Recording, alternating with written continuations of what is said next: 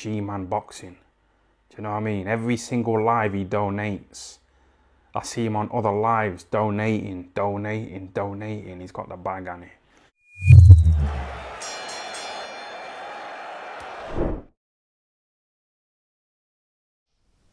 Alright people, review of the week time as always, sponsored by the Hit Company. Thank you once again guys for being on board.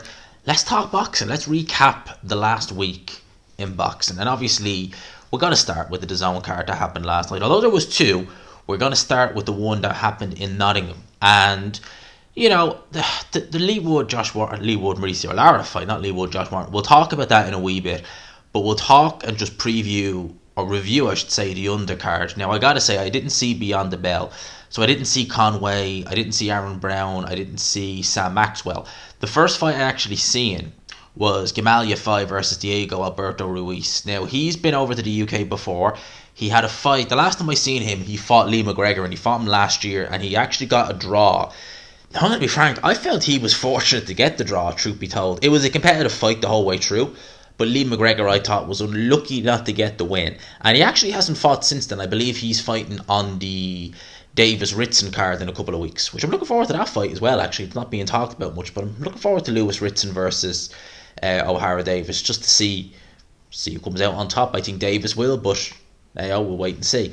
So he was in there last night, I should say, against Gamaliel fight. Now bear in mind, he's lost a good few times over in the UK, and he lost to Jack Benson. He also lost to Conlon in Fall Park in 2019, and he lost that fight by stoppage. I remember that fight well because that fight was really poorly officiated, because I remember Conlon hitting Ruiz below the belt several, it was actually kind of getting a bit silly after a while. I think Conlon might have got a point deducted, but he was hitting him below the belt a lot, and then ultimately stopped him to the body. I mean, you'd wonder why he was hitting him that much below the belt.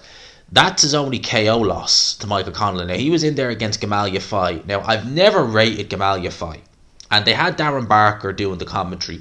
Barker was making it out as though, Gamaliel fight is only 31 years old, right? And Darren Barker was making it out as though Yafai was shot to pieces, that this isn't the same fighter. And I was watching that no, it's the same fighter. He's just never been that good. You know, he never really, whenever he stepped up, he's lost. Every single time he stepped up, he's lost. And his punch resistance is really bad. I know his 3 losses have all come by points. He's not been stopped. But if you look at how often he gets hurt in those fights or dropped, against guys who are not noted as being big punchers. For example, his first loss came against Gavin McDonnell. Gavin McDonnell had lost to Ray Vargas prior to that for the world title. So he was on the comeback trail. And I think Matchroom were putting a lot of stock in Yafai at the time. I think they fought in Sheffield. It might have been on one of Kell Brook's undercards. Might have been. Can't remember which one it was. But Gavin McDonnell, not a noted puncher. In fact, I think he's only got 3 knockouts his whole career. Really, really feather-fisted. He had Yafai hurt several times in that fight. So when I saw that, it's okay, not a good chin on this guy. He was decked a couple of times by Jason Cunningham. Again, not known for being a devastating puncher, and he was decked a few times in this fight. He just looks not that good. And I don't think it's the fact that he's shot to pieces or anything like that. I just think it's just the fact he's just not that good. And whenever he steps up to even fringe world level, he gets found out, because he's just, out of the 3 Yafai brothers, he's probably the least talented. So I seen that fight. Yeah, he was fortunate to get through to the end. I know Jamie Moore was on the verge of stopping it in the 10th round, but he survived. Wide points decision loss. Siobhan Clark, I seen his fight, and Israel Doofus went or at least that's how they were calling him on the commentary team. He went the full distance. He went to 10 rounds, but I have to say I've not been impressed with Siobhan Clark from what I've seen so far in this fight. Again, I know he dropped him a couple of times, but I wasn't impressed. I don't see Clark doing really anything at any decent level, to be honest with you. I think the guy, they're going to need to take very good care of him, Matchroom, because I don't see him doing an awful lot. Gary Cully against Wilfredo Flores. Cully with the 2nd round stoppage. I like Gary Cully, I do. I think he's a cool guy as well. But if I had criticisms of him, I would say that the movement is excessive. he can get away with it against these guys, but he's wasting an awful lot of energy with that constant bouncing, the constant movement. I think it's excessive. I think that he doesn't need it. He has such an advantage of height and reach that he needs that. You can imagine how hard he would hit if he actually did plant his feet. I think that he's just wasting a lot of energy doing that. I think he needs to just stop the move and stop the bouncing. It's a bit excessive. And, the thing I like about Cully is that you obviously see the punching power there, because a lot of the shots he's throwing look fairly innocuous. If there was one big critique I had of Gary Cully early in his career was, oh my God, he was slapping so much. Like, if you go back and look at Gary Cully, even 2019, the amount of slapping he was doing in the ring, he wasn't punching correctly at all, right? He's rectified that. There is still a little bit of slapping going on in there. You can see that in the way he fights, but nowhere near as much as it used to be. And the power, you see the knockouts he's getting now. The power is coming. So a bit impressed with Gary Cully. What I have to say is, though, like, his last two performances, he's obviously looked devastating, but these guys haven't been particularly high level. So we need to kind of see a real step up. It's all well and good. You can say the last two guys were unbeaten. Yeah, they were unbeaten, but realistically, like, how good were they? Not very good. So we need to really see what he's like at fringe world level. And he alluded to that in the interview with Ade. He said, we need to see what I'm like in there against the fringe world level guy. I mentioned Maxi Hughes. That would be a good fight. Linares is shot to pieces at this stage. So I would favour Gary Cully heavily in that fight. But he's going to be on the Katie Taylor undercard. It's going to be the co-main. So it's going to be interesting to see how they put him in there with, because he's due a good step up. I know you could say, gee, last two guys were undefeated, but they weren't that good. Like this Wilfredo Flores guy, he's no great shakes. He really isn't. I don't see him troubling anyone at lightweight, truth be told. Dalton Smith versus Billy Arlington. Routine win for Dalton Smith, has to be said. I was a bit, I don't say disappointed he didn't get the stoppage, but the stoppage was there for him. I just don't think it just wasn't able to really go through the gears fully to get it done.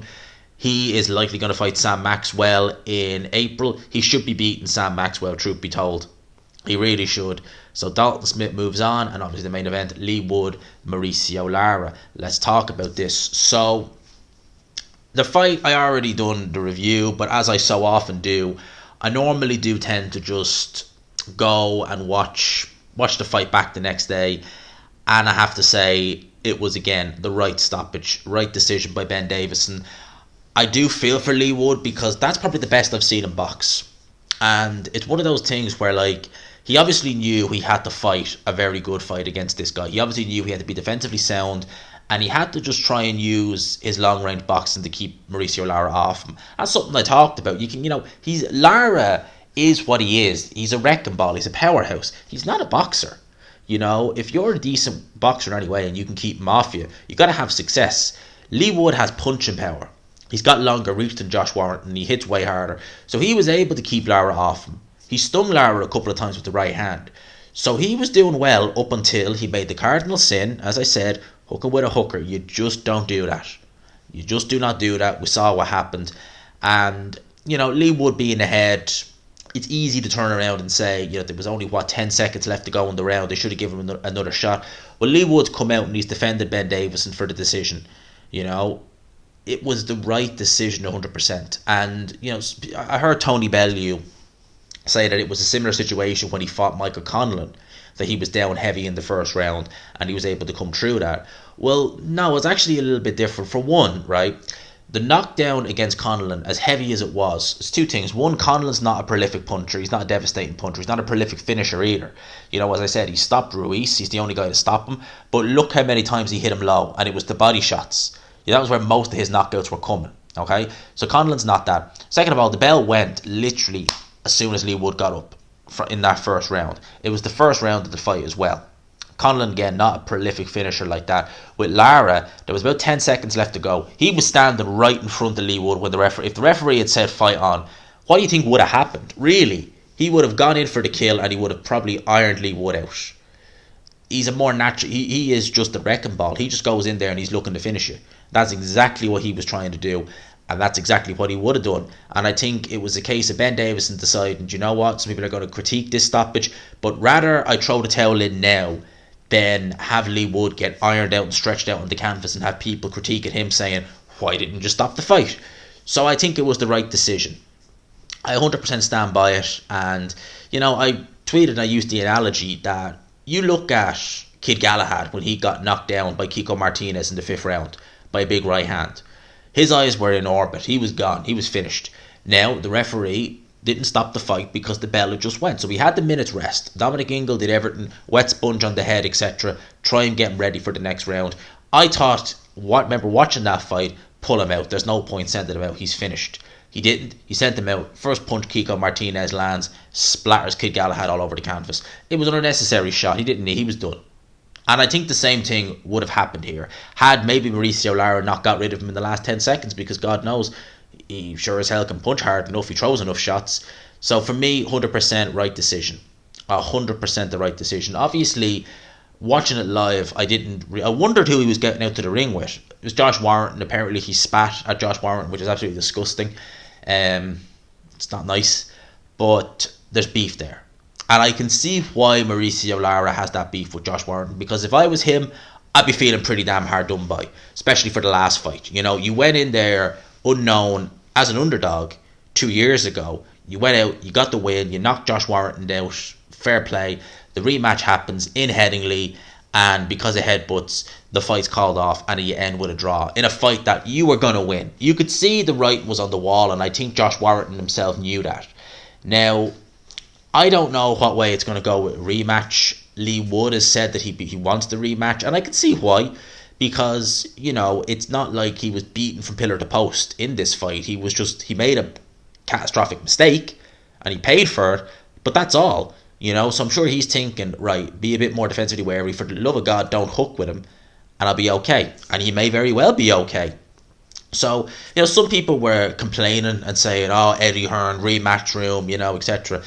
This is one of those occasions where I have no issue with the rematch clause being in place, because it's voluntary. That's standard practice across the board. Very, very seldom. Oh, God, it's very few occasions. In fact, I don't really think there is any that I can think of off the top of my head where there's been a voluntary, with any promoter, any sanctioned body, where there's not been a rematch clause in place. Different from mandatories. There shouldn't be a rematch for mandatories. For voluntaries, it's in the word, you're giving this guy a voluntary defence, you know, so hence the reason why they always put rematches in. So with Leigh Wood, Mauricio Lara, I would say that fight's likely going to happen next, but you wouldn't know. Maybe Leigh Wood will take a run out, fight someone else, could fight Luis Alberto maybe. Maybe he sees Alberto as a less dangerous fight, who knows?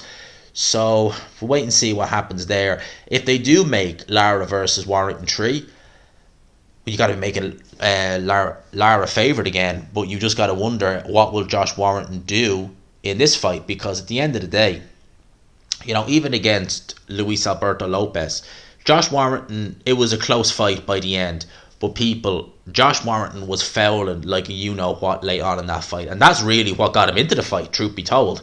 He was fouling left, right and centre in that fight. So that's the kind of state we're in the featherweight division. You obviously got Robeisy Ramirez fighting Isaac Dogbay for a vacant title. That's going to be a great fight, and that is a fight that's, I think, April the 1st, actually, I think it is.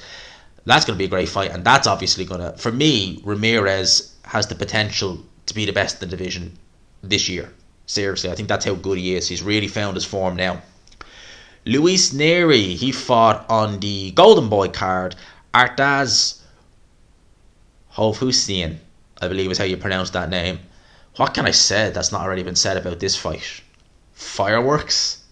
Great knockout by Neri. Really good. Neri, I rated Neri very highly a couple of years ago. That was when he was going over to Japan. I can't remember the guy's name he beat, but he was a long reigning champion with the WBC over in Japan. And he missed weight, and he failed drugs test, and it just, oh my God. Didn't he miss weight when he fought Villanuevas as well? I think he missed that weight as well. By a couple of pounds, actually. I don't think it was small either. And it's just been like one thing after another with Luis Neri. He had that loss against Brandon Figueroa, and I thought that was the end of him. Decent win in a great fight. Tremendous fight. It was a very, very good fight the whole way through. Part of me wants to still see Luis Neri versus Inoue, even though I'm pretty sure I know who's going to win. There was talk of him fighting a couple of years ago, and I was just intrigued by it. I'm still intrigued by it. Shane Mosley Jr. actually got the win on the undercard. Shane Mosley Jr. is, well, he lost to Jay Quigley, I think in 2020 2021, wasn't it? I think he lost to Jay Quigley 2020, 2021. And he came back actually against Gabe Rosado, got a win, and now he's winning again. You would wonder why Gabe Rosado was the one getting the crack at Ramirez. Well, I know you turn around and you'd say, well, gee, the reason why Gabe Rosado's getting the crack is because Shane Mosley is a middleweight. Well, yeah, ditto. So is Gabe Rosado. So why the hell is he in there at light heavyweight with Gilberto Ramirez? Someone make that make sense for me, because I think that's absolutely ridiculous matchmaking, if you ask me. Now, I have to say, I only watched the main event on the Frank Warren show, which was on Friday in the York Hall. David Adelaide versus Dimitro Bezu. Good knockout, big shot. I will laugh. The BT Sport team made it out as though that was a knockout of the year contender. It's a good knockout, but knockout of the year contender? No, that's reaching, guys. That's reaching. It was a good knockout. I'll give him that. It was a good shot, but no way. And look, this guy. Hard to tell how good some of these guys are. Honestly, looking at his resume, I don't recognise any names at all on here. I think Nascimento I do recognise. He's a noted journeyman. But that's it, really. Other than that, I don't recognise anyone on it. They mentioned Fabio Wadley for David Adelaide. That'd be interesting. That'd be very interesting. Fabio Wadley versus David Adelaide. See, here's the thing, right? Fabio Wadley, I don't, he has some attributes there. He does. I will say that. He does have a couple of attributes there that make him, decent. But for the most part, I don't know. I'm not fully sold on Fabio Wadley. I'm really not. But would they do that? Joint venture? Matchroom and Frank Warren working together? We shall see. If the board order for the British title, maybe they will. They'll have to. So we'll wait and see. That was pretty much the weekend's boxing. That's it all. So let's get in and have a little flurry through the news. We'll talk about the news. So Tyson Fury, Alexander Usyk won't be taking place in Saudi Arabia. If in fact it happens at all, God, hope it does. Bob Arum has confirmed that, but they are close apparently to agreeing a deal for April the 29th at Wembley Stadium. That was an interview he gave to ID Boxing. So look, we'll talk about this. It seems like every other week there's something about it. I'm kind of getting sick of this now at this stage. As much as I like talking about the news and bringing you breaking news, it just seems like one week it's something after another with this fight. I fully believe we will get it. I do. Maybe it's just the wishful thinking in me. Maybe it's trying to be an optimist. I don't know. But I do fully believe we will get this fight. It's a case of when and where. That's the worry. Will it be this middle of this year? Will it be the end of this year? God forbid, start of next year. I hope we're going to get it. I hope April 29th is locked in. The problem is, the more weeks go by, the more unlikely it looks it's going to be April 29th, if you get me. Because now we're going into the last week of February. Will they announce it in Saudi Arabia? Because obviously we've got Jake Paul, Tommy Fury this week. I forgot it's on a Sunday.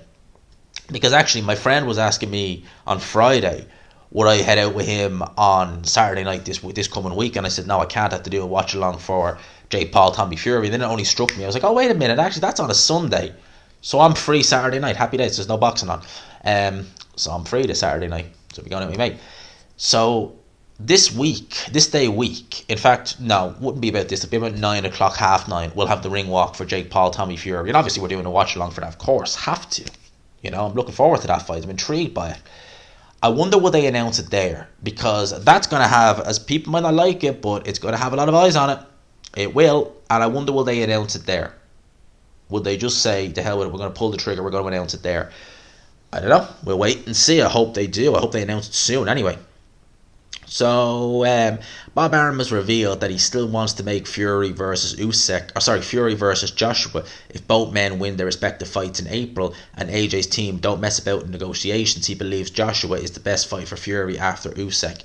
As much as I'd like to see Joshua versus Fury, they're definitely going to do Joe Joyce next if Fury beats Usyk 100%, because that's Frank Warren. Frank Warren will just pull the mandatory with the WBO and try and do that in a stadium. I'd like to see Joshua versus Fury still to this day, but we need to see how Joshua looks against Franklin. We really do. I mean, he should beat Franklin. He should be beating him, but no, he should. He'll beat Franklin. I would be very surprised if he didn't have too much trouble in that fight. Josh Taylor versus Teofimo Lopez is reportedly very close to being agreed. New York, Las Vegas, or the UK, Bob Arum has revealed. and he believes the winner will fight Jack Catterall. But Jack Catterall is also likely going to be fighting Regis Prograis. He actually mentioned that in the reports that fight is looking good. So apparently the WBO have ordered Teofimo Lopez versus Josh Taylor. Look, I like this fight. I do. Josh Taylor, he said he'd rematch Jack Catterall. He didn't. It wasn't Jack Catterall effing around for the last year. I know Taylor said he's had injuries. I find that dubious. I know he got married last year, but still, how much of a honeymoon are you going to take? 6 months, really? I think he could have got that fight over the line last year. And I think he would have beat Jack Catterall in the rematch. So just go in, have it, get it over with, and then move on. But I see why he's going down the Teofimo Lopez route. Arguably, I think it is. It's a harder fight. And it's a fight that, it's a harder fight on paper, but God knows the way Teofimo Lopez has been looking lately, it might not be. And if you beat him, there you go. Deontay Wilder has... This is an interesting one, right? Deontay Wilder has declared that he is now an open agent and taking full control of his career. He said, no bad blood, I'm still part of PBC. I'm just an open agent, open fighter. I want to fight on all types of platforms. I will be willing to work with anyone. Right. Well, that's interesting, isn't it? So he says he'd be willing to work with anybody. We've had this before with Deontay Wilder. Al Heyman officially is his advisor. So when he was with the PBC, officially Lou DiBella was his promoter. He sacked Lou DiBella after the DAZN fiasco, and I don't know whose shows has he been on. He's been fighting obviously on PBC, but Al Heyman isn't officially the promoter, but we all know he is. So what way is that going to work? So if Al Heyman is still the advisor, who is he going to go with? Eddie Hearn has been mentioning working with Deontay Wilder, said that he would be willing to work with him. I really kind of questioned would Eddie Hearn be willing to work with him because, obviously there's been a lot of beef there. But you go and look at Billy Joe Saunders. Eddie Hearn worked with Billy Joe Saunders. Billy Joe's dad called Eddie Hearn out a couple of times. Believed he compared him to a gangster, to a mafia gangster at one stage or something like that. Someone bad anyway. So maybe Eddie Hearn will be. Look, I wouldn't be shocked to see Deontay Wilder back on a Showtime or Fox show. I think it's really Showtime now. They're really working with the PBC. Eddie Hearn also gave his thoughts on the Saudi Arabia situation. He said, Tyson Fury versus Alexander Usyk, the fight not happening in Saudi because Joshua is not in it. The fight is not big enough for the money Tyson wants because it doesn't involve Anthony Joshua. Yeah, I think there's a bit of reaching going on there, Eddie, because Joshua's stock at this stage. Look, if Joshua fought Usyk again and it went to Saudi Arabia, I can't imagine the Saudis are going to put up crazy money for it. And look, Joshua, he's on the comeback trail. Joshua does not have the star power that he had a couple of years ago. Even pre-Ruiz, he may never get back to that. So saying that it's not a big fight because Joshua's not in it, I think that's reaching there. I think that's a bit of reaching there. Commercially, would it be as big as Joshua Wilder? I don't think so, because I think that fight would just appeal to the casuals in a different way. Because both guys the casuals would look at that and just think, big knockout, Wilder, Joshua, and the personalities. Wilder is a lot more loud and abrasive character, and both guys would just be known for a big knockout. The Fury Usyk one, would it sell as well to the casuals? It's more a hardcore It's more a hardcore fight, if you know what I mean. So I think commercially Joshua versus Wilder is a big fight, but to say that it's not a big fight without Joshua at this stage needs the right dance partner. Is Franklin a big fight? It's not really. It's the right fight to come back to, but it's not a big fight. You're not going to hear many people going, oh, I must see Joshua Franklin, I must. I think it is, but that fight is what that fight is. It's a comeback fight. And there's nothing wrong with that, but it's not a massive, crazy, I gotta watch this fight. It's not that type of fight. Yeah, and as I said here, Prograis versus Catterall reportedly in talks. That's a tough fight for Jack Catterall. It's a very, very tough fight. Interesting one here. So Adrian Broner's comeback fight has been postponed from February 25th after his third planned opponent, Michael Williams Jr., reportedly pulled out. I did actually see someone, was it on Twitter or was it on Facebook? I think it was on Facebook where the actual post originated, but it was shared on Twitter, that people from BLK, I think it's BLK is the stream platform, were asking people on Twitter and on Facebook, does anyone know an opponent short notice? 175 grand they were offering for a short notice opponent for AB. Crazy no one picked up that offer. Maybe it wasn't a real offer, like 175 grand. Alright. Oscar De La Hoya has declared that an announcement is imminent for Gervonta Davis versus Ryan Garcia. He said on Fight Hub, everything is settled, everything is all agreed. I strongly feel that any second now, any minute, any hour, both Ryan and Tank will be announced. And it's also reported that it's signed. Both fighters have signed for April the 15th in Vegas. Zone have also received their contract from Showtime, which is expected to be finalised, well, today, but we haven't heard anything as of yet. So it looks likely that we are getting, and I am very, very happy about this. I really, really love this fight. I think this fight's going to be absolutely epic. So Tank Davis, Ryan Garcia, April 15th. That's going to be a very, very big day. So you're going to be getting Joe Joyce versus Zhilei Zhang, and that undercard's looking pretty decent. And then in the night time, we're going in to Tank Davis versus Ryan Garcia. That's a big fight. It's probably going to be at, I think they said 136 pounds was the weight they were talking about. You know, Tank Davis should be winning that fight. He really should. But I haven't been impressed with Tank Davis for a while now. I mean, you look at the Rowley fight. I mean, that kind of says everything you need to say about what Tank Davis's form is like now. Yeah, he won the fight by a one-punch knockout. It was to be expected he was going to win the fight. But the fact he was getting outboxed by Rowley Romero, Jesus Christ, that's not good at all. So it's a closer fight now than I thought it would have been a couple of years ago. Ryan versus Tank. Look, Ryan is very good. He's tremendously athletically gifted. He can punch. Speed, the hand speed is crazy from Garcia, but defensively he makes a lot of mistakes. He does, and I think that Tank Davis is going to exploit them.